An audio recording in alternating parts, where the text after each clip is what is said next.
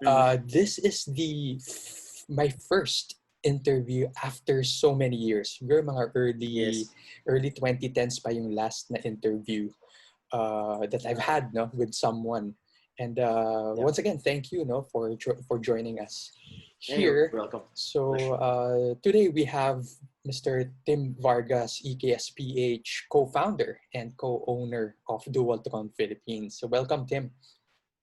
Hi guys. Hi. Thank you for having me here, Anak JR. Thank you for this opportunity. All right. So yeah, so sabi mo no, we want to be spontaneous with this interview, Yeah. and pero yun nga, guided naman tayo with kasi ang Greater Good Philippines talaga may ano siya, may set list of questions siya that we want to be standard across all interviewees.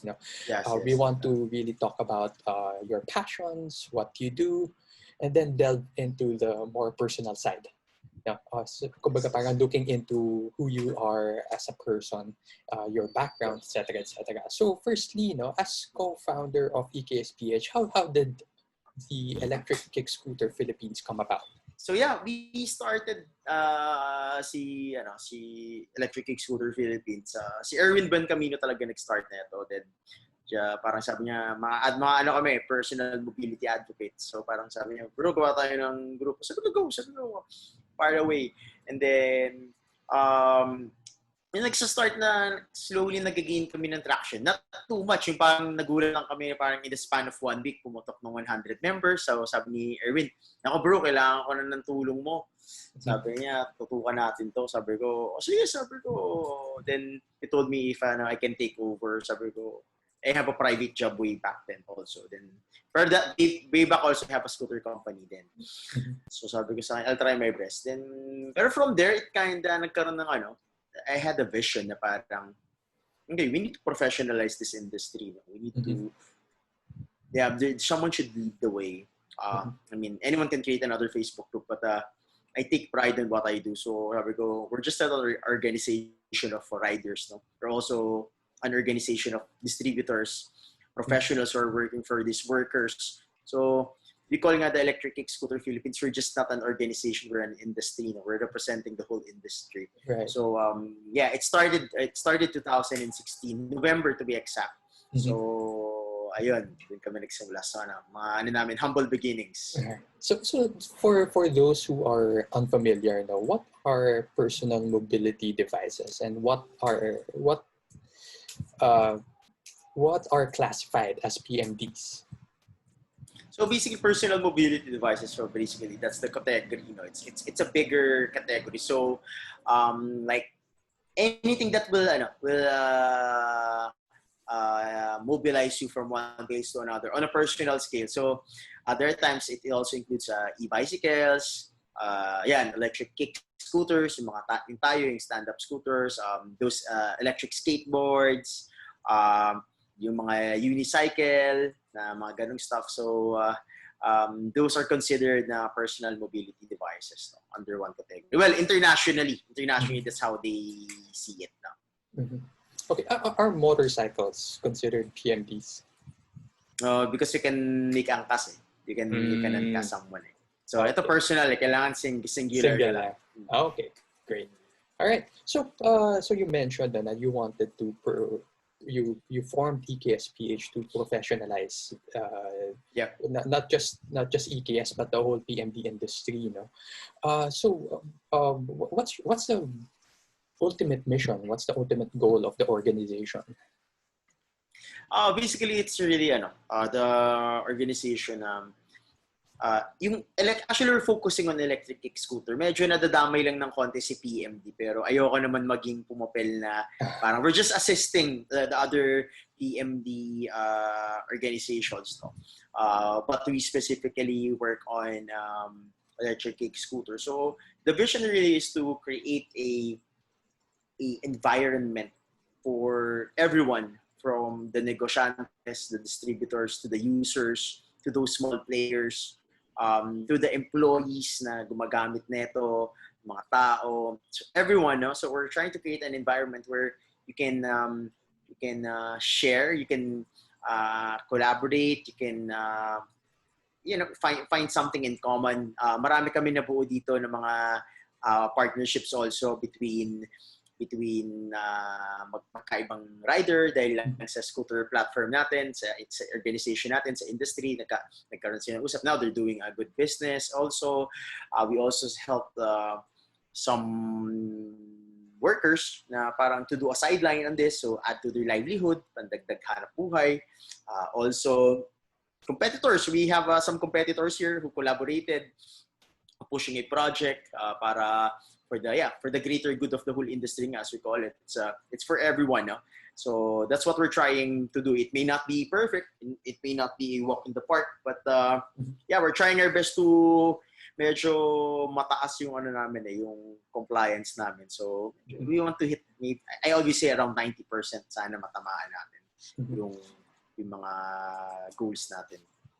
So speaking of goals now, what have been your wins so far as an organization since you established EKS PH? Well, one of the biggest glaring number we had, 2016, the value of the industry. This is statistics that we get dun sa nasasakop natin na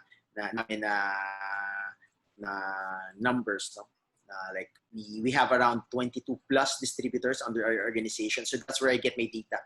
So far since 2016 we started, the value of the industry is around 600,000 pesos. So yun lang yung value niya. So yung mga total na mga transactions na nag in and out, so was 600,000. Fast forward September 20 and 20, I'm proud to say I had a meeting with the distributors 2 weeks ago. I told them that the value of our industry na is after 4 years is 250 million.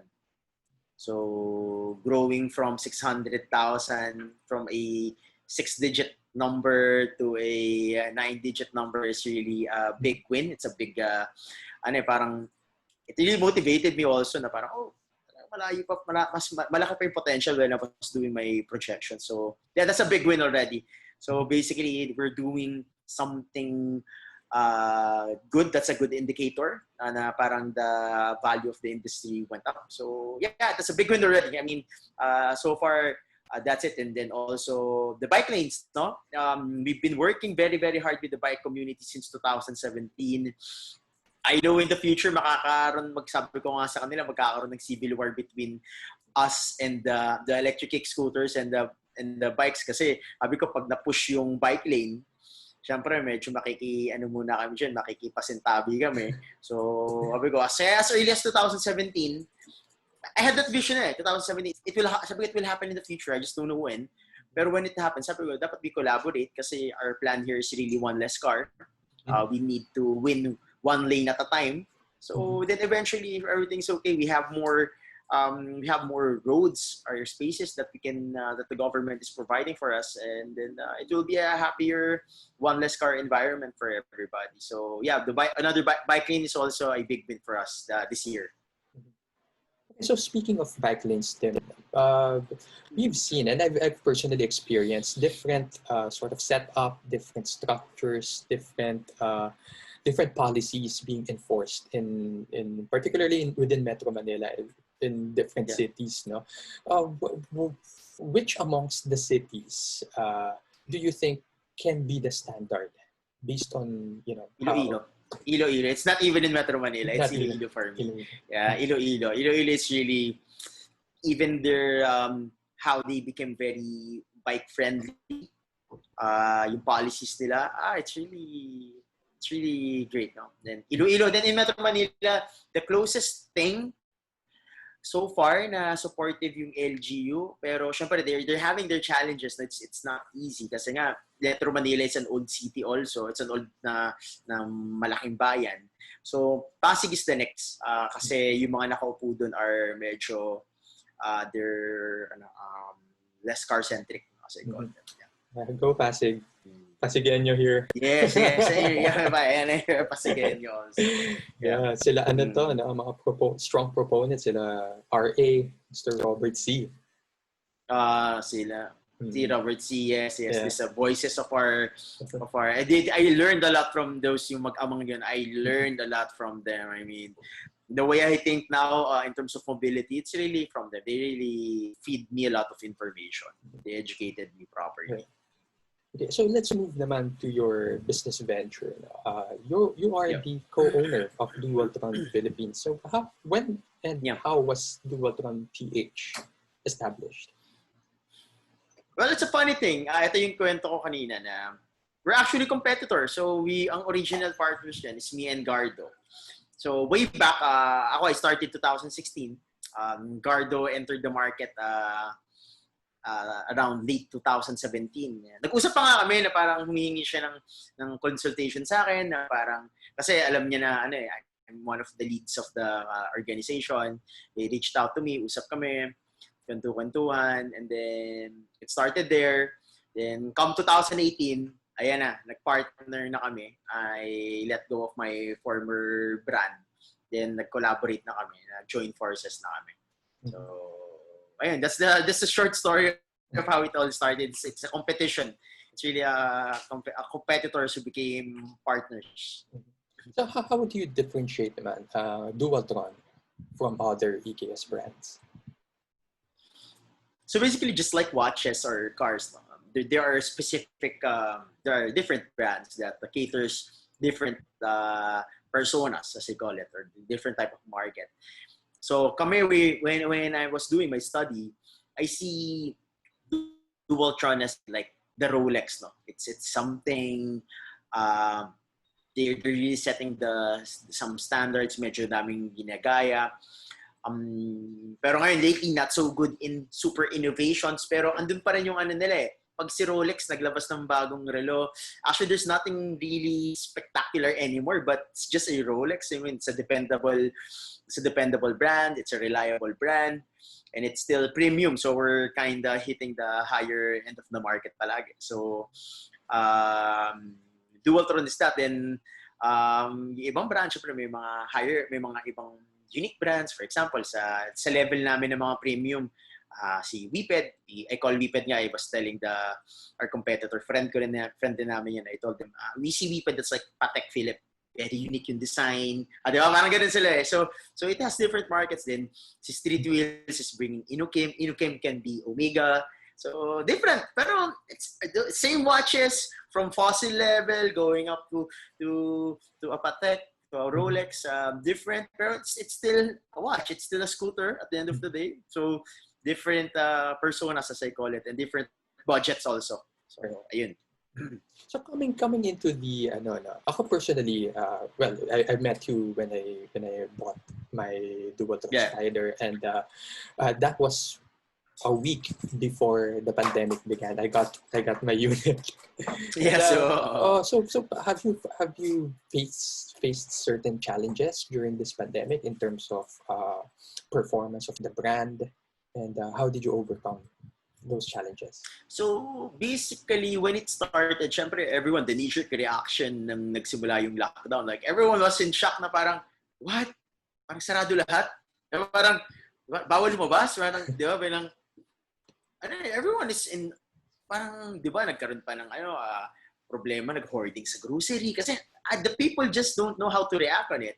So we also had that moment, no? Parang, pero that moment as well, I was kinda, I'm a fan of there's always a purpose-driven life, or I call it, there's a message behind something, and you just need to really contemplate on it, and really, you will find something there. Then, what started nung March, I saw yung we capitalize on it as well. Sabi ko nga, hindi pwedeng down lang to. Sabi ko, there's always a brighter side. Sabi ko, and then I felt the responsibility also na parang, syempre, marami nakadepende dito eh. Not only yung mga riders, pero kasi during the lockdown, bawal lumabas. Pero I was thinking, sabi ko, paano na yung mga nagla-livelihood dito, yung mga in-incubate ko, yung mga binuyo ko na tao na mag-invest dito. Sabi ko, I had this sudden moral obligation to do something about it. And then, buti na lang, nakita ko tong post nila Life Cycles, kaibigan din namin, sila Keisha Mayuga, kasama namin sa coalition also. Yung papahiram ng bisikleta. So that inspired me to create the Lend a Scooter campaign. And then, we just capitalized on it. Sabi ko, kailangan magkaroon na kami ng next level of recognition para makita ng public na parang it's a viable mode of transportation. That's why yung ginawa namin Lend a Scooter, it was the big campaign was really with DOTR and PGH. Sinimulan namin yung Lend a Scooter project with Pasig LGU pero the heavier strategy was with DOTR and PGH. Yun yung lumabas na na sikat na lumalabas na DOTR transportation options during an ECQ, di ba, yung may scooter. So yun yung we were working with the former Assistant Secretary Mark De Leon of Road Sector. Very, very good guy. Talagang one of the best for me. He's one of our, sinatawag ko nga sa kanya na the secretary that we never had. So ayun, we started that one kasi March, April, bro, it's just dead. Patay yung negosyo. Patay talaga. Talagang wala. I mean, bumibenta pero talagang I would say ang nawala na sales nung March and April going to mid-May, it really went down around 40 to 50%. Malaki yung nababa rin. Malaki yung nawala. Then, pero after that, pagdating ng mid-May going GCQ to July, we had a big spin back ng 110% of sales. So this is versus January to March versus May to July. We had 110% growth sa sales. And ayun man, it was really a challenging season. And my competitors nga were telling me, lalo yung mga negosyante na parang, Tim, sabi niya, ang galing ng ginawa mong strategy. Sabi ko, well, it's a wisdom. Sabi ko, it's not me. Maybe I was trying to be creative also, but I felt this responsibility of being that person who needs something. And I need to really, para panindigan ko yung sinimulan ko. So, everyone, yung mga kalaban ko on the kalaban level, on the competitor, tuwan-tuwa sila dahil nag-spike nationwide yung growth, yung talaga yung sales. Even sa distribution. So, malaki ngayon yung provincial market. So, we're helping them as well entering these key provinces and key cities. So, it was hard, pero there's always, you just need to find the bright side. It's somewhere there minsan. Andiyan lang yan hirap lang minsan hanapin Mm-hmm. So it seems to me, that your formula, at least during this pandemic, was to, you mentioned, ano ba yung purpose mo for being in this industry, and then leverage that to create noise about not just the brand but the products that you offer. Yes. So not to sound cynical, pero para siyang naging marketing through CSR ang nangyari. Yes. Ganun siya. Alright. Okay, so going back to Dualtron, what are the most the fastest selling models for Dualtron? We have the ngayon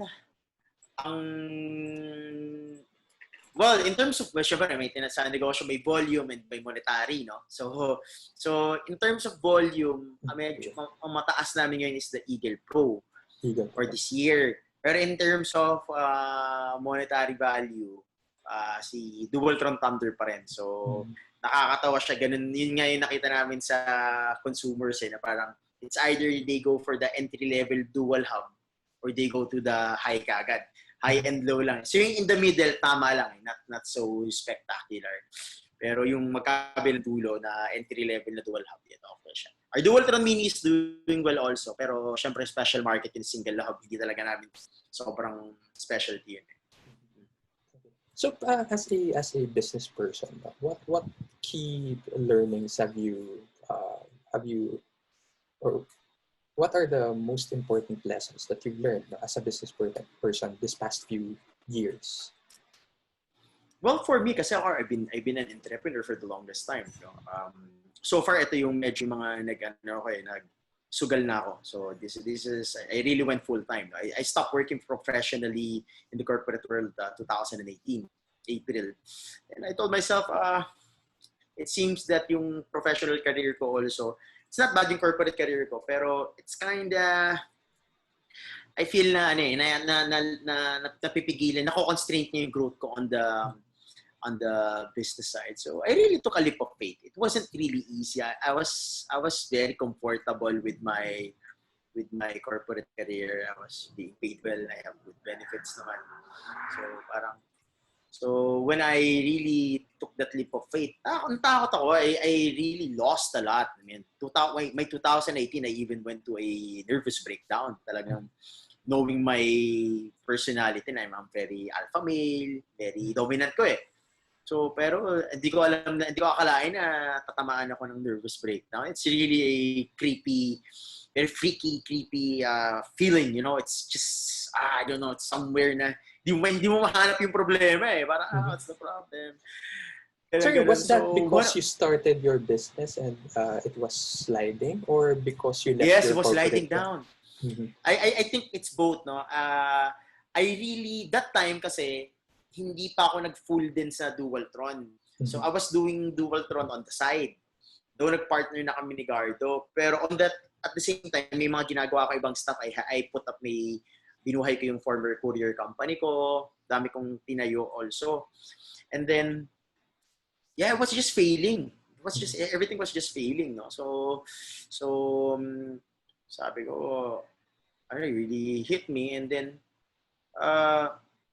eventually, I need to let go of some of the stuff. That's one of the things I realized. Don't really put an emotional investment on things. Parang, you just need to really contemplate and really pray about it. Parang, should I let this go? Should I stick? Is this for me ba ngayon? Should I push it back muna, parking? So, then eventually, 2019 came. Medyo nagkaroon ng mga silver linings na sige, sabi ko, tutok muna ako sa isa. Sabi ko, tutukan ko muna si Dualtron. Then, yeah, it slowly grew. So, yeah, the tip that I really want to give everyone who wants to start business, it's really an honest warning. It's not easy. It's not really easy. It's expect the challenges. Expect those birth pains. It's gonna really, trust me, it's really different. It's a different world. Kaya may kasabihan na why being an entrepreneur is not for everyone talaga naman, no? So there are people talaga that are not meant to be. There are people that pwedeng gawin sideline. So pero this is why you need to find your purpose nga kung tawagin natin. So, kasi yung sa pagiging entrepreneur, that's why we call it if being an entrepreneur is easy, edi everyone's just an entrepreneur, right? Hindi lahat tayo nag-shanty na lang, parang gano'n na lang, full-time. So, pwedeng you're working for corporate and you're doing part-time entrepreneur, pwedeng ganun, may mga full-time. So, I think they just need to classify. Minsan kasi marami nag-hype beast na parang, magnegosyo ka. Hindi, bro. Parang, you find your purpose. There are people who are really meant to be, like my dad. My father wasn't meant to be for entrepreneur. For some reason, talagang magkagalit sila ng negosyo eh. Hindi sila magkasundo. He's a workhorse. So, he's now nagpo-professor na rin ulit siya. So, he was a professor before, then worked for some companies. And then he worked for the government also. Now he retired, so he's a professor now. So, it's really not for everyone, no? It's not really for everyone. It's not easy, as I call it. Minsan, ang dami natin nakikita mga inspirational minsan I don't wanna be cynic nga parang kontrabolate, pero minsan it creates this fake confidence, as I call it, na parang di ba? So parang those quotes and motivational it kaya motivate, it just motivates you, no? Pero there are times na you need to be pragmatic also, na parang reality check nga, parang is this something I need to do na ba? There are people who are really made for risk eh. So I think I'm one of those people, as I call it, na parang high risk yung attitude ko eh. Ako talaga parang pag sinugod ko, sige, sunugan to, parang talagang ilalaban natin to, ganun yung ugali ko. So yun nga, parang sa investment, high risk, high return lang kami. So So Ayun siya. you mentioned though, being an entrepreneur is not easy. Pero for you personally, what makes you stay in this space? It's really, for me, I call it growth. I was telling one of my partners nga, parang pag, pag wala rin tayong, what do you call this? Vision to grow, I'm gonna stop in this industry. I just want to go to another. Kasi, I'm kinda thirsty for that. Pag tinignan mo pati yung when I was working in the corporate industry, it wasn't really about the money eh. For some reason, there's something inside of me na parang just, I started with Sun Cellular sa corporate world. No? So, Sun Cellular, so 2008, we're the third player. We're small, we're not even profitable. Pero for some reason, pag tinignan mo yung corporate career ko, Sun Cellular yung pinakamatagal ko. I'll be honest, it's low paying. It's really low paying, bro. It's really low paying. So, pero for some reason, pag tinanong ako, what's your best corporate career? It was Sun Cellular. It was Sun Cellular. I just feel so, gutom sa Sun Cellular. Then, pati yung mga sumunod na companies ko, I work for what do you call this? Signal TV also. So, hindi pa sila number 1. So, medyo, may hinahanap akong ganun eh. Pag hindi ko makita yung vision ng leadership na parang gusto natin mag-grow, ay, parang nawawalan ako ng gana. Parang, ayoko na. Parang, ang gusto ko palagi, every year, we achieve another year, we achieve another. We need to set our targets and yung targets na yun, hindi status ko. Gusto ko yung target, lumalaki. So yun. I think it's really growth in terms of not really monetary value. Yung monetary kasi yung kinikita ng company, that's just an indicator that you're growing. So, yun, tulad namin sa Dualtron, nagkasundo na kailangan mag-expand. Ginanahan ako na parang, sige, this is what I want. Gusto ko mag-expand eh. Pero pag hindi tayo mag-expand, pag BGC lang tayo, wala. Hindi ako gaganahan din also. So given that, what's in store for Dualtron in the next 2 to 5 years? Well, for now, for Dualtron, we're really gonna expand. We're gonna expand. Well, it's an obvious thing. We're gonna expand regionally, and then what else? We're really creative. Eh. Like yung we're not really so noisy about, diba? Kami ang nag-iisang scooter brand na may insurance. So halos parang comprehensive to. It's meron siyang theft, acts of nature, accidents. So we're very very customer centric kasi. So what's in store? It's really, we're looking for more ways to add value to the consumers. To build more relationship. Kasi kami very personal din I think nakaramdaman nyo yung approach namin very personal. Kasi mahal din kami na scooter. It's not for everyone as we call it. No? Pero we make sure when you're buying something expensive, you're paying for a worry-free life. So, kaya nga pati yung PMS namin is free, perpetual, di ba? Parang, di ba? Sa kotse, wag mo gagawin. Kailangan, may bayad yun. Sa car industry, di ba? Okay. Yeah. So, kami, we made it for free.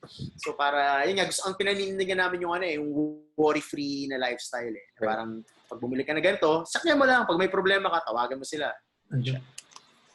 So let's go back a little bit lang. When did your passion for electric kick scooters and Pmds start? Actually, it's a weird, no? Babalik ko ulit yung storya. When did it catch my interest? I think it started. Paano ako nagkaroon ng interest muna? So it started, I have a condo in BGC, no? And then, dito ako sa Burgos Circle, eh. Ang pinakamalapit namin na grocery doon, yung Robinson Selection. Grabe, ang mahal talaga, bro. Talaga, it's gonna cost you an arm and leg. Talagang halos 10 to 20% more expensive siya. Kaya sa market, right. Kila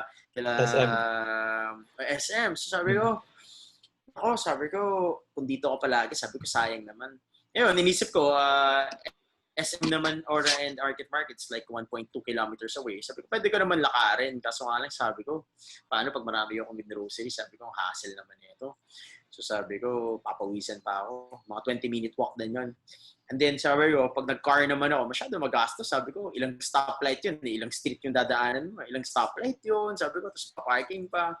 So I was looking for something na just na pwede mong ipasok. Pa sa mall, yun pa yung mindset ko dati na maliit lang. Yun. And then lo and behold, I found the electric scooter. I was just doing some research lang. Mm-hmm. And then, ayun, from there, I told myself na parang, ay, okay to ah. Sabi ko, una short range eh. Then eventually, humahaba na yung range namin. Then I met some people in the mobility industry, sa mga urban planners, yan sila Sir Rob and si Anton, si Rob C. also. They taught me a lot about how lessening the car will really impact the society. No? Then, dun na, sabi ko, yeah, it really makes sense. Sabi ko, it really makes sense. And then, ayun, kaya ngayon, so ang total mileage ko ngayon, 22,000 kilometers na ako eh. Wow. I've been riding for 22,000 kilometers na. So within a span of you were able to achieve that in how many years? Yung 22,000. 4 naman, 4 years naman siya. Pero 4 years. So lalo na recently since 2018 paninindigan ko na. 2016-17 mild pa ako eh. Parang 50% of the time eh. Ngayon hindi. Talagang ngayon it's 90% of the time I ride my scooter kahit umuulan, and then 10% grab pa nga eh. Ayaw pa nga magdala ng sasakyan eh. So ayun. And then I learned a lot of things on how it's gonna improve the society, help the environment also. And then, pati sa negosyo, malaking impact siya eh. Kasi sabi ko nga, I was talking to a restaurant yesterday. Sabi ko, alam mo, ako na magdo-donate, bibigyan ko kayo ng bike racks. Sabi ko, tama yung parking, you just have a 2 car slot parking. Okay. Sabi ko, 1 car slot, pwedeng 10 to 15 scooters and bike yan. So imagine, sabi ko, you're having more foot traffic. So ayun, I mean, it's gonna really impact the society, to be honest. It may sound very like a speck of dust, pero no, I mean, it's really big. It's really big. So you mentioned, 4 years ka na nag-scooter, you started short range. What was your first scooter brand? It's actually yung first scooter brand ko. It's Windart as they call it. It's Windart. It was a random China mga scooter. Pero nabibili that time.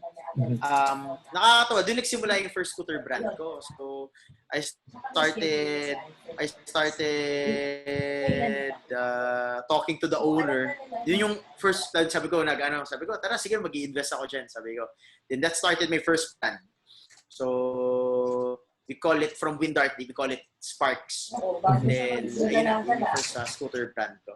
Okay, eto, you mentioned kasi, you're scooting even, tama ba yung term na scooting? When you're riding. Riding, siguro, riding. Okay. When you're riding, you ride even when it rains. So what advice can you give, particularly to beginners?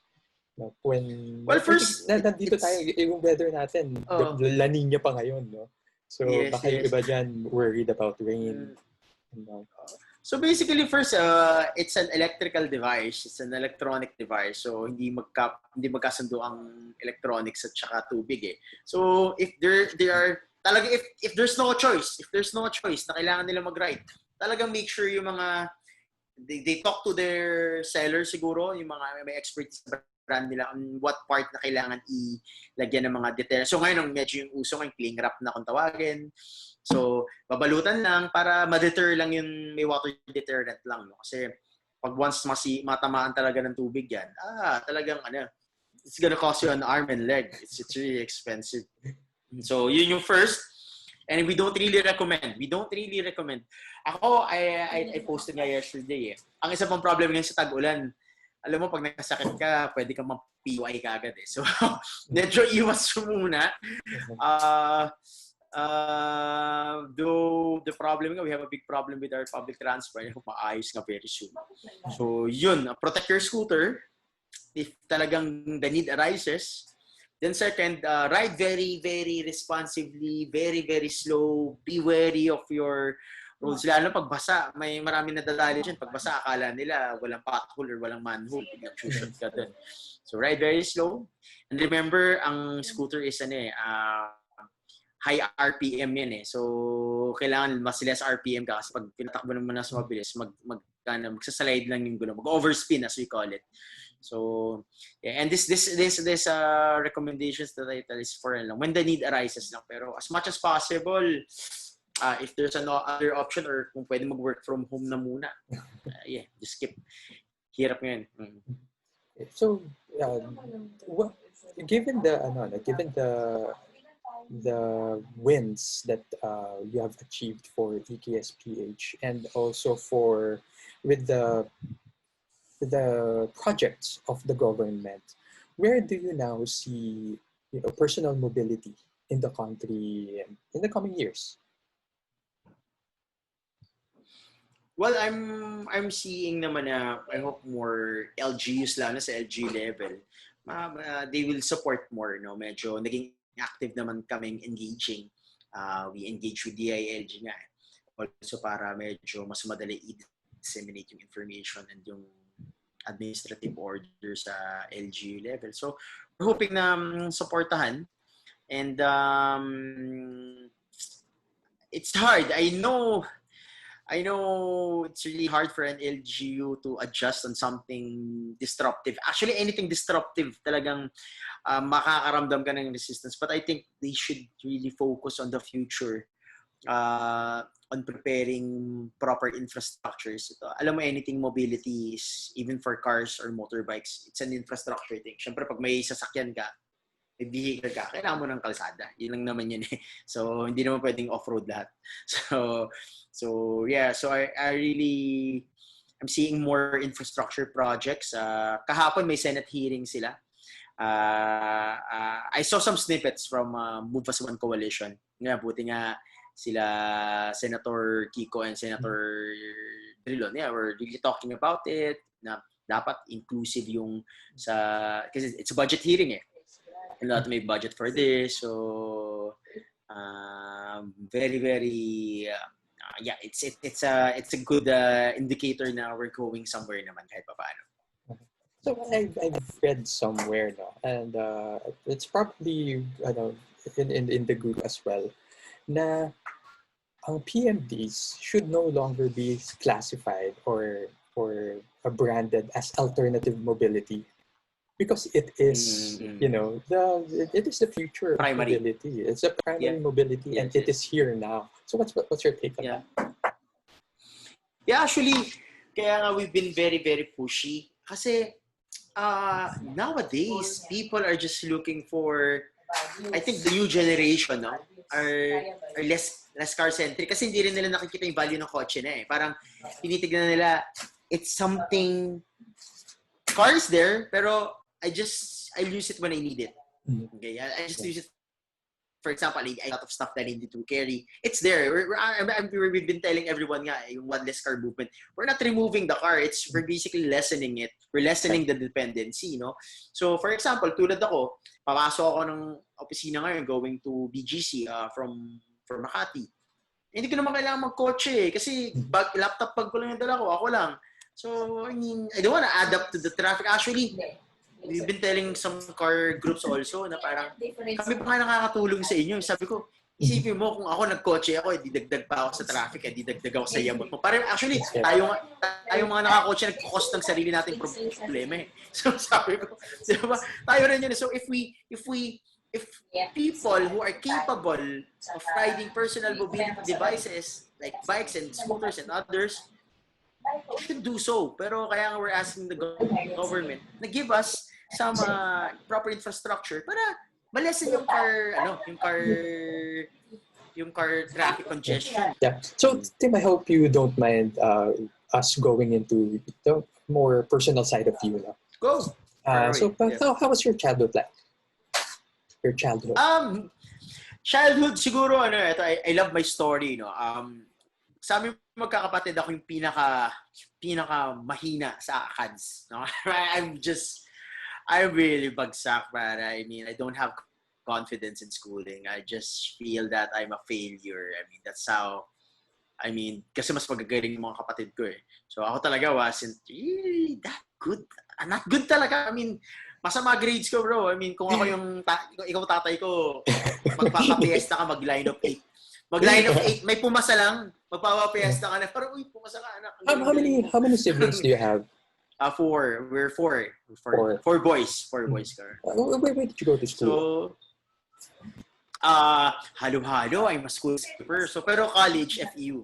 Far East University. So, yeah, para elementary, dami. St. Vincent, St. James, Claret, St. Anthony, dami. So, medyo umikot din ako. So I was born in Riyadh talaga. Sorry, you were born in? In Riyadh, Saudi Arabia. Riyadh. Okay. So, pero at what age did you go back here from Saudi? 4. 3 to 4 years old, yeah. Okay. All right. So, who would you consider as your greatest influences? I mean, people who have molded you to become who you are now. Actually, one of the hindi ko makalimutan, no, kasi medyo I was telling niya, I wasn't really good at ACADS, no. But I'm very good in I'm a really creative person. I love really building and destroying something. So, yun yung, kaya nga yun yung nangyari na dugtong sa scooter kasi kami rin nagsimula ng servicing industry. So, I just want to be innovative and creative at stuff and seeing it working in reality. So, yeah, one of the persons that really motivated me is one of my advisors when I was in 4th year.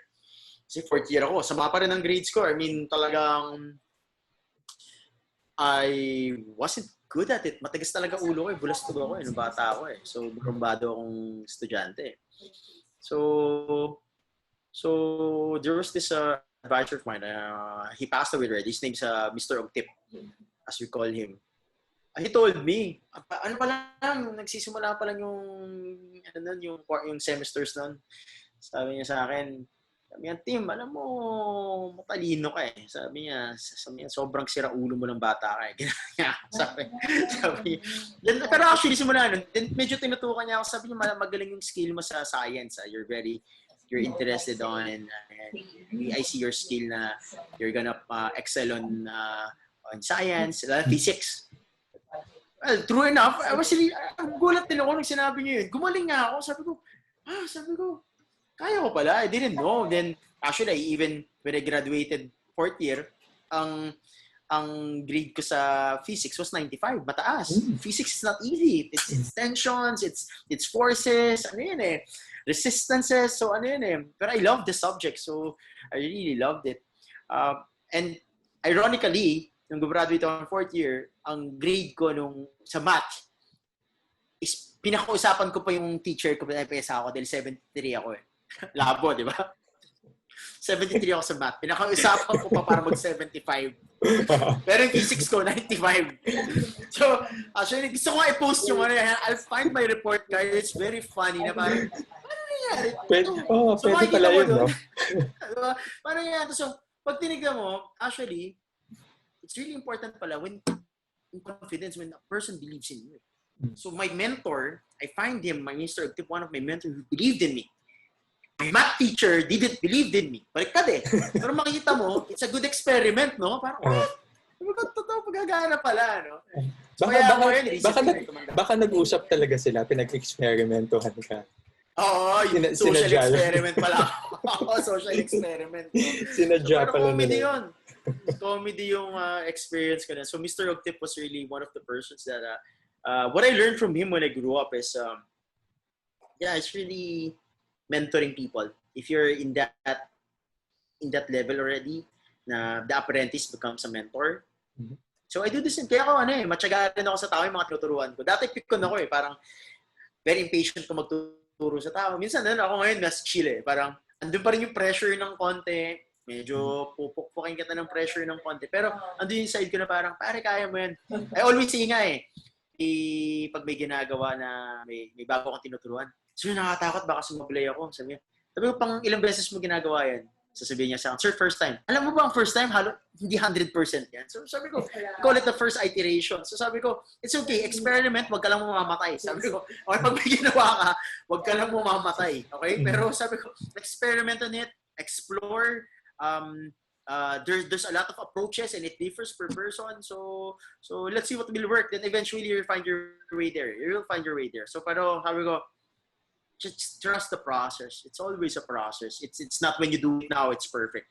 So, ano yan eh, kaya may statistics eh. Pwede pag ginawa mo ngayon, tinamaan mo bigla. Well, statistically, chinambahan mo siya. It was out of luck also.